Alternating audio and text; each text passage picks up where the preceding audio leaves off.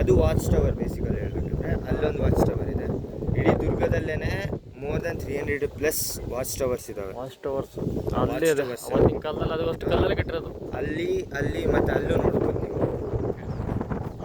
ಅಲ್ಲಿ ನೋಡ್ಬೋದು.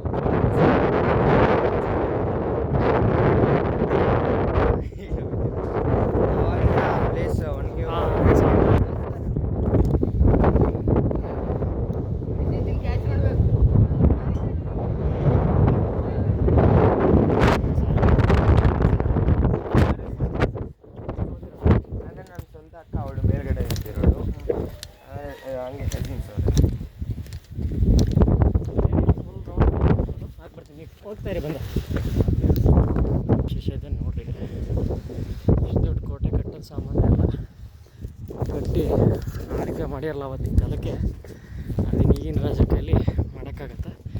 ಈಗ ರಾಜಮನೆತನಗಳ ಹೆಸರು ನಮ್ಮ ಮಾತ್ರ ಮೈಸೂರು ರಾಜರು ಅಂತೇಳಿ ಹೇಳಿದರೆ, ಆದರೆ ಅವತ್ತಿನ ಕಾಲದಲ್ಲಿ ರಾಜರು ಅಂದರೆ ಇದರೆಲ್ಲ ಕೋಟೆ ಕಟ್ಟಿ ಸಾಮ್ರಾಜ್ಯ ಉಳಿಸ್ಕೋಬೇಕು, ಜನರನ್ನೆಲ್ಲ ರಕ್ಷಣೆ ಮಾಡಬೇಕು ಅನ್ನೋ ದೊಡ್ಡ ಜವಾಬ್ದಾರಿ ಆಗಿನ ರಾಜಮನೆತನಗಳಿಗೆ ಇತ್ತು.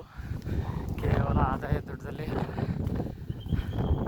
ಶೋಕಿ ಮಾಡೋದಷ್ಟೇ ಅಲ್ಲ, ಆಗಿನ ಕಾಲ ರಾಜರಿಗೆ ಜವಾಬ್ದಾರಿಗಳು ಇರ್ತಿದ್ವು ಅನ್ನೋದಕ್ಕೆ ಇದೊಂದು ಉದಾಹರಣೆ. ಅದು ಖುಷಿ ಆಗ್ತಾಯಿದೆ. ಈ ಒಂದು ದುರ್ಗದ ಕೋಟೆ ನೋಡಿದರೆ ತುಂಬಾ ಖುಷಿ ಆಗ್ತದೆ.